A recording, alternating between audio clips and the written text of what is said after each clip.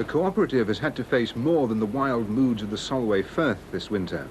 Its rapid growth and success began to outstretch the funds it had available in the bank.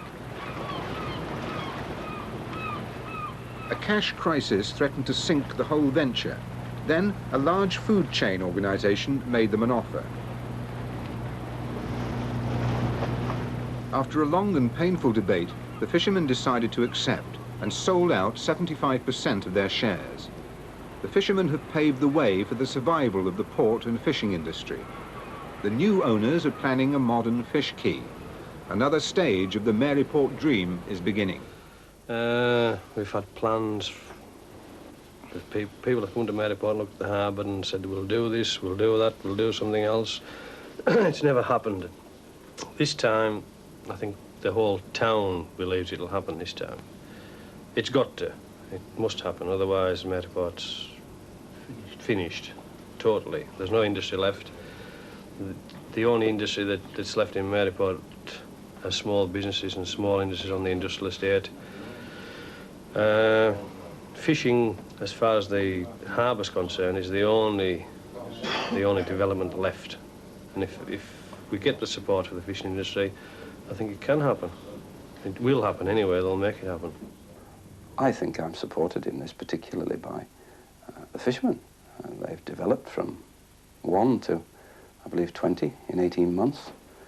And there are a lot of other people who've spent many, many years bringing this project to fruition. And I think we shall see it materialise within, certainly to some degree, within the next 12 months. We've seen it before. We've seen all sorts of schemes come forward.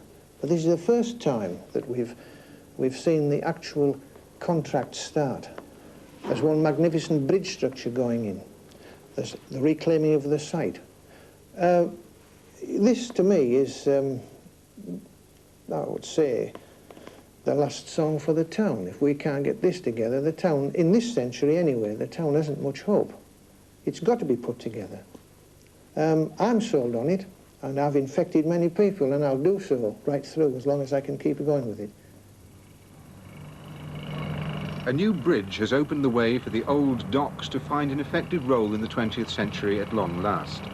All it needs now is for the tourists to pour across it, bringing the kind of prosperity already enjoyed a few miles inland by the Lake District. Meanwhile, Eric Martin has been busy convincing the world of his dream.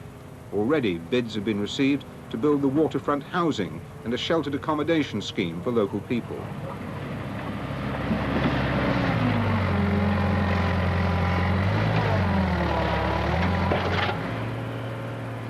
There's also competition to put up the hotel, pub and restaurant complex, as well as a supermarket. Negotiations are well ahead to establish the 300-berth marina and the fishing boat repair and inspection yard. Both of these projects should be operating by the end of the year. At the same time, a £1.5 million grant is paying for a major dredging operation of the port. It could be that Maryport's last song is a hit for the town. Well, I'm very hopeful that something comes of it. It's been a long time in coming. But we cannot lose hope.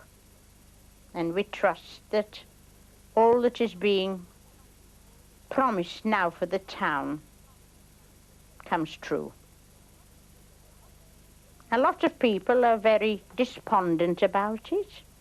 Perhaps they have a right to be. The unemployed, lack of trade,